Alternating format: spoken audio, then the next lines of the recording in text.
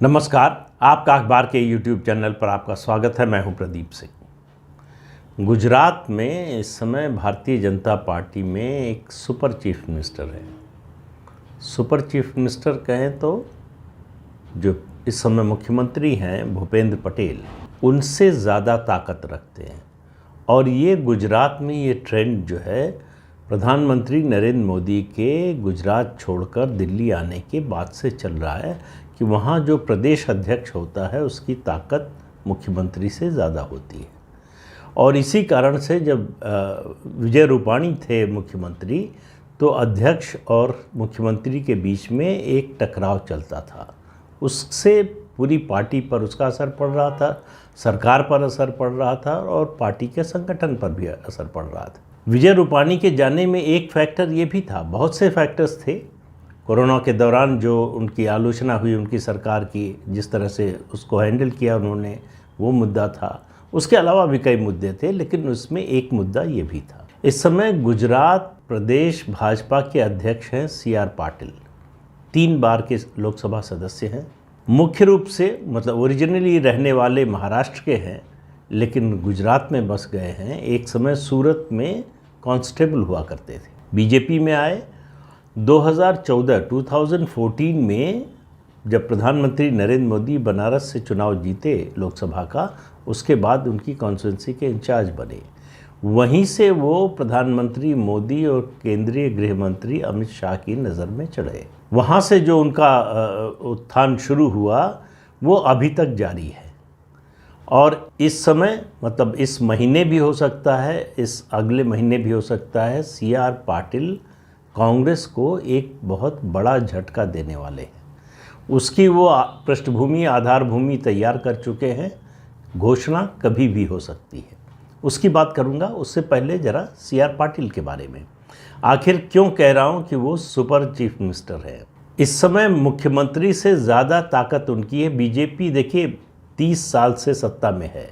1990 में चिमन भाई पटेल के साथ साझा सरकार बनाई थी, तब से पार्टी सत्ता से बाहर नहीं गई। बीच में 1-1.5 साल का जो राष्ट्रपति शासन और शंकर सिंह वाघेला का दौर रहा, उसको छोड़ दीजिए तो, और कोई चुनाव हारी नहीं है उसके बाद से।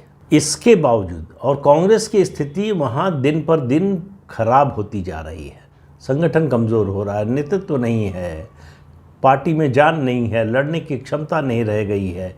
इस सब के बावजूद बीजेपी ऐसी तैयारी कर रही है जैसे वो गुजरात में पहली बार सरकार बनाने की कोशिश करने जा रही है। इससे आप अंदाज़ा लगा सकते हैं कि ये पार्टी और इसके नेता चुनाव की तैयारी कैसे करते हैं, संगठन को तैयार कैसे करते हैं, संगठन को मजबूत कैसे करते हैं।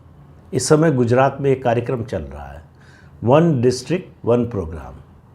हर ज़िले में प्रदेश अध्यक्ष और उनके कुछ साथी, उनके संगठन के सहयोगी जो है वो जा रहे हैं और उस ज़िले के अलग अलग समूहों से, वो जाति समूह हों, प्रोफेशन के लोग हों, वकील, डॉक्टर, चार्टर्ड अकाउंटेंट, व्यापारी, इन सब से मिलकर उनकी समस्या क्या है, उसको हल करने के लिए किया क्या जा सकता है, और वहीं पर निर्णय होता है। समस्याओं का हल तत्काल किया जाता है और जो कहते हैं CR पाटिल वो सरकार करती है।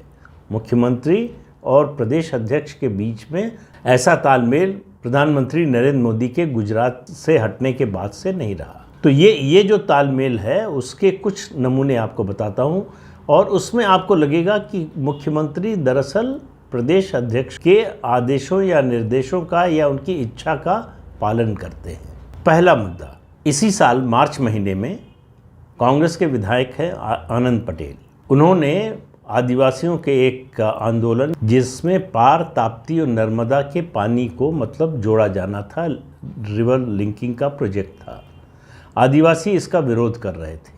उनको लग रहा था इससे उनके इलाके में पानी की कमी हो जाएगी, उनको दिक्कत होगी, उसका विरोध कर रहे थे। और आनंद पटेल गुजरात के जो कांग्रेस के विधायक हैं, उस इलाके के नेता हैं, उन्होंने आदिवासी आंदोलन का समर्थन किया। CR पाटिल गए और इन लोगों से मिले जो आंदोलनकारी थे, उनकी समस्या सुनी। उसके बाद दिल्ली गए, प्रधानमंत्री से मिले, केंद्रीय गृह मंत्री अमित शाह से मिले, उसके बाद जल संसाधन मंत्री गजेंद्र शेखावत से मिले और उसमें ये तय हुआ कि ये प्रोजेक्ट रद्द कर दिया जाएगा। इसकी घोषणा उन्होंने दिल्ली में ही कर दी। उसके बाद राज्य सरकार ने उसको रेटिफाई किया। उस घोषणा को फिर से सरकारी घोषणा के रूप में प्रसारित किया गया। तो इससे अंदाज़ा आप लगा सकते हैं। लेकिन अगर अब भी आपको कुछ शक की गुंजाइश हो तो एक दूसरा उदाहरण बताता हूँ। पिछले महीने, यानी ये मई का महीना है, अप्रैल महीने की बात है, मलधारी समुदाय जो है, जो चरवाहा जिनको कहते हैं उत्तर भारत में, उस समुदाय के लोगों ने ऐतराज़ किया राज्य सरकार के एक विधेयक का नाम है cattle control in urban areas. कहाँ रखे जा सकते हैं, कैसे ले जाए जा सकते हैं, इस पर जो है नियंत्रण के लिए एक विधेयक पास किया गया। इस समुदाय के लोग मिले CR पाटिल से और ऐतराज़ जताया कि इससे हमारी समस्याएं बढ़ जाएंगी, हमको दिक्कत होगी और हम जो है इसका विरोध करेंगे। अगर सरकार नहीं मानी तो आंदोलन करेंगे। CR पाटिल ने उनसे बातचीत की, उनकी समस्या समझी, उनको समझ में आ गया। उन्होंने कहा कि पहले से ही जो शहरी विकास के नियम हैं और जो स्थानीय निकाय के कानून हैं, उनके तहत स्ट्रे कैटल यानी बेसहारा पशुओं को उनकी देखभाल और उनके नियंत्रण की व्यवस्था पहले से है। इसलिए उन्होंने कहा कि ये कानून रद्द हो जाएगा। ये विधेयक विधानसभा से पारित हो चुका था, कानून बन चुका था। CR पाटिल गांधीनगर गए, मुख्यमंत्री से मिले और कहा कि ये कानून रद्द होना चाहिए और वो रद्द हो गया। इससे आप अंदाज़ा लगा सकते हैं CR पाटिल की ताकत का। CR पाटिल दरअसल प्रधानमंत्री नरेंद्र मोदी और गृह मंत्री अमित शाह की आँख और कान हैं। उनके जरिए उसका कारण है। ऐसा नहीं है कि उनको बहुत किसी और वजह से या उनको बहुत पसंद करते हैं या ईगो का कोई सवाल है। उनके कामकाज की शैली, जिसमें इनोवेशन है, जिसमें समस्या का हल और तत्काल हल खोजने की क्षमता है, और तीसरी बात, सबको साथ लेकर चलने की उनकी जो क्षमता है। उन्होंने इतनी ताकत होने के बावजूद, ये मैसेज एक तरह से जाने के बावजूद कि प्रधानमंत्री और गृह मंत्री के बहुत करीबी हैं, बड़े विश्वस्त हैं, कहीं ईगो का क्लैश मुख्यमंत्री के साथ नहीं हुआ। कोई टकराव का ऐसा अवसर उन्होंने आने नहीं दिया। तो वो जिस तरह से इस समय काम कर रहे हैं गुजरात में, उसको देखते हुए लगता है कि गुजरात में भारतीय जनता पार्टी इसी साल दिसंबर में विधानसभा चुनाव है, उनमें अब तक का सर्वश्रेष्ठ प्रदर्शन अगर करे तो कोई उसमें आश्चर्य नहीं होगा। और इसका काफ़ी श्रेय जो है वो CR पाटिल को जाएगा। लेकिन गुजरात में कहावत है, जब कुछ नहीं चलता तो मोदी चलते हैं। तो ये मोदी के काम करने का स्टाइल है। वो लोगों को परखते हैं, जांचते हैं। कोई पहले छोटी जिम्मेदारी देकर फिर उससे बड़ी जिम्मेदारी देखकर ये अंदाज़ा लगाते हैं कि ये आदमी काम करने में कैसा है, ये इसमें निर्णय लेने की क्षमता है या नहीं, सबको साथ लेकर चलने की कुव्वत है कि नहीं, क्या ये ईगो को, अपने ईगो का इशू बनाकर लोगों से झगड़ा करता है या समस्याओं को सुलझाने में ज़्यादा ध्यान देता है। ये सब परखने के बाद फिर उसको बड़ी जिम्मेदारी दी जाती है। वही हाल CR पाटिल के साथ हुआ। तो CR पाटिल जो कर रहे हैं गुजरात में, अब आता हूँ जो मैंने शुरू में बात कही कि CR पाटिल तैयारी कर रहे हैं कांग्रेस को बड़ा झटका देने की। आपको याद होगा कि 2015 में पाटीदार अनामत आंदोलन हुआ था, जिसकी अगुवाई हार्दिक पटेल ने की थी। उस आंदोलन का चेहरा बनकर उभरे थे हार्दिक पटेल, और हार्दिक पटेल जो है उसके बाद लोकसभा चुनाव के समय कांग्रेस पार्टी में शामिल हुए और कांग्रेस ने उसके बाद उनको कार्यकारी अध्यक्ष बना दिया। लेकिन पिछले दिनों उनके जिस तरह के बयान आ रहे हैं, ख़ास तौर से नरेश पटेल के आने की संभावना के साथ, उनको लग रहा है कि कांग्रेस जो है उनका न तो उपयोग कर रही है और न उनको वो सम्मान दे रही है जो उनको मिलना चाहिए। हार्दिक पटेल की उम्र अभी बहुत कम है। पिछले लोकसभा चुनाव में वो इसलिए नहीं उतर सके मैदान में कि उन पर राजद्रोह का मुकदमा चल रहा था। वो मुकदमा ख़त्म हो चुका है। अब राज्य सरकार अनामत आंदोलन के सिलसिले में जिन लोगों के खिलाफ मुकदमे दर्ज हुए थे उन सब को वापस ले रही है।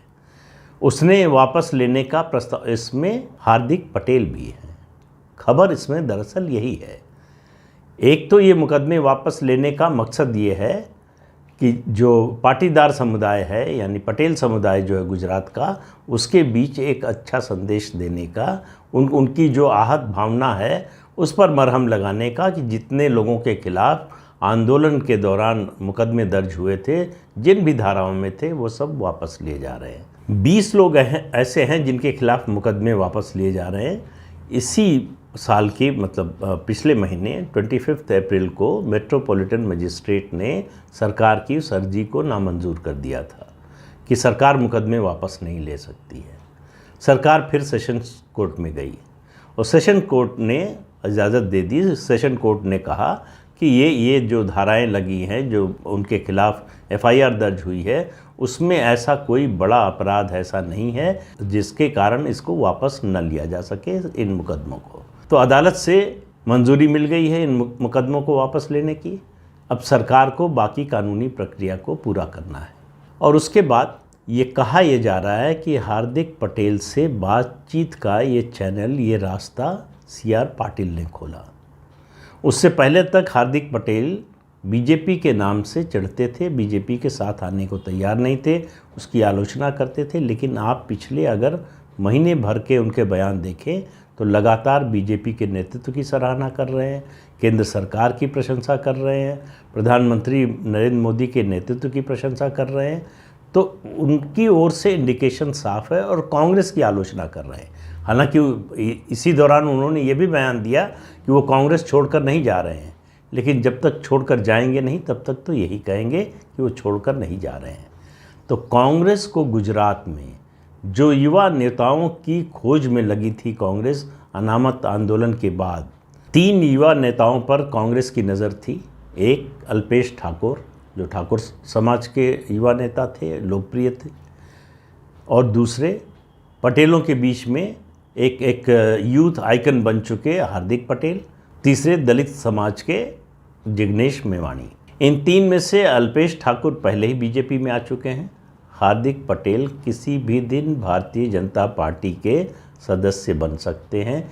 जिग्नेश मेवाणी का कोई असर अपने समुदाय में भी पूरे प्रदेश में नहीं है। अपनी सीट विधानसभा की जीतने के लिए भी उनको कांग्रेस के समर्थन की ज़रूरत पड़ेगी। वो भी इस बार जीत पाएंगे या नहीं कहना मुश्किल है। तो 3 में से 2 नेता, एक आ चुके हैं और दूसरे आने की तैयारी में हैं। तो गुजरात में जो भविष्य की तैयारी कर रही थी कांग्रेस, वो उसके अपने कर्मों के कारण, उसके अपने नीतिगत फैसले या कहें फैसले भी नहीं, अनिर्णय के कारण जो है वो उसके हाथ से वो बाजी निकल चुकी है। तो गुजरात में ये जो अभी जाकर राहुल गांधी ने कहा कि कांग्रेस की सरकार बनने वाली है, मुझे तो लगता है कांग्रेस, मैं पहले भी कह चुका हूँ, फिर कह रहा हूँ, आगे भी कहूँगा कि गुजरात में अगर कांग्रेस 2017 के असेंबली इलेक्शन के परफॉर्मेंस को दोहरा ले तो ये कांग्रेस की बहुत बड़ी कामयाबी होगी। अब आप दोनों पार्टियों की तैयारी में अंतर देखिए। राहुल गांधी इतने दिनों बाद एक गए, रैली करके चले आए, और उधर भारतीय जनता पार्टी सरकार भी है और संगठन भी, दोनों दिन रात लगे हुए हैं जैसे कि वो सत्ता से बाहर हो और सत्ता में आने की कोशिश कर रहे हो। कांग्रेस इस तरह से गाफिल है जैसे वो लंबे समय से सत्ता में है और बड़ी आश्वस्त है कि फिर उसको जीत मिलने ही वाली है। ये फ़र्क है दोनों के वर्क कल्चर में, और उसका असर, उसका जो प्रभाव वो नतीजों में भी दिखाई देता है। तो हार्दिक पटेल जल्दी ही भारतीय जनता पार्टी के सदस्य बन सकते हैं। पटेल समुदाय की जो नाराज़गी थी 2015 में, जिसका नुकसान 2017 में बीजेपी को हुआ, वो नाराज़गी पूरी तरह से ख़त्म करने की पूरी कोशिश बीजेपी ने की है। पहले पटेल समुदाय से मुख्यमंत्री बनाया भूपेंद्र पटेल को, मुकदमे वापस लिए गए, हार्दिक पटेल आ रहे हैं। इन सब को देखते हुए गुजरात में बीजेपी के लिए रास्ता बहुत ही आसान होता जा रहा है। लेकिन चुनाव होता है, जब तक वोट न पड़ जाए और नतीजा न आ जाए तब तक कुछ कहना नहीं चाहिए। तो इसलिए इससे ज़्यादा कुछ और नहीं कहूँगा। आज के अंक में इतना ही, अगले अंक में फिर मिलेंगे किसी नए मुद्दे के साथ। तब तक के लिए इजाज़त दीजिए। आपसे अनुरोध है कि ये चैनल देखिए, शेयर कीजिए, लाइक कीजिए और सब्सक्राइब ज़रूर कीजिए। नमस्कार।